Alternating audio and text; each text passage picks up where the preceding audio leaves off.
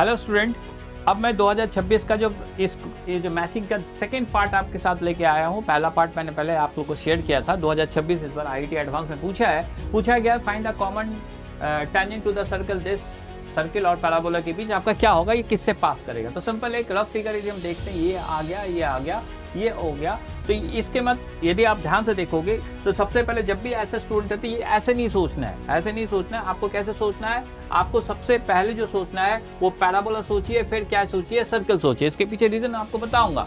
ये आपके पास पैराबोला का इक्वेशन कितना है, y² = 8x है।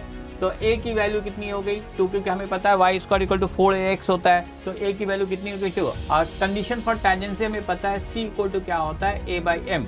तो इस लाइन के इक्वेशन को मान लिया y = mx + 2/m, क्योंकि a की वैल्यू कितनी है 2 है। तो हम इक्वेशन को ऐसे लिख सकते हैं ना, mx - y + 2/m = 0। This is the equation of this. ठीक है, अब आते हैं इसका सर्किल के इक्वेशन में। यदि सर्किल का इक्वेशन को ध्यान से देख रहे हैं, ये लिखा हुआ है x² + y² = 2। इसका मतलब हो गया इसका सेंटर कितना है 0 0, रेडियस कितना है √2।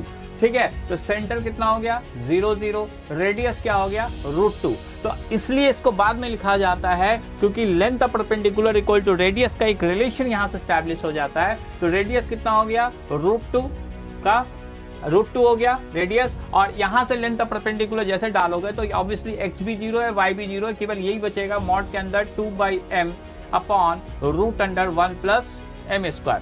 इसको क्रॉस कर देते हैं, दोनों तरफ स्क्वायरिंग करके क्रॉस कर देते हैं, हो जाएगा 2 1 + m² = 2 4/m²।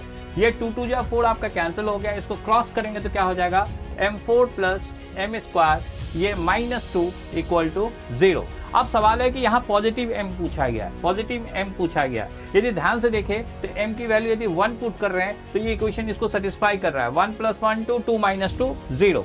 अब आपसे पूछा गया है what is the common tangent of the circle. अब सर्किल का इक्वेशन क्या होगा, यहाँ आ गया, ये कॉमन टेंजेंट था। तो ये m की वैल्यू 1 होगी तो क्या बच गया x + y, यहाँ माइनस है तो ये हो जाएगा x - y + 2 = 0। अब थोड़ा सा हिट एंड ट्रायल में आ जाते हैं। हिट एंड ट्रायल में यदि बात करेंगे 7,9 शायद इसको सेटिस्फाई कर रहा हो। x की वैल्यू मान लो कि मैंने 7 पुट कर दिया, x की वैल्यू 7, y की वैल्यू 9 पुट कर दिया, +2 9 से 2 हो गया, 7 - 7 क्या हो गया 0। इसलिए आपका आंसर हो गया आपका सेकेंड पार्ट। तो ये ऑप्शन यदि मैच करिएगा तो q = 4 आपका, ये वाला ऑप्शन q का 2, ये वाला ऑप्शन आपका क्या हो रहा है मैच कर रहा है। तो इसका आगे का क्वेश्चन और भी लेके आऊंगा, तब तक के लिए थैंक यू।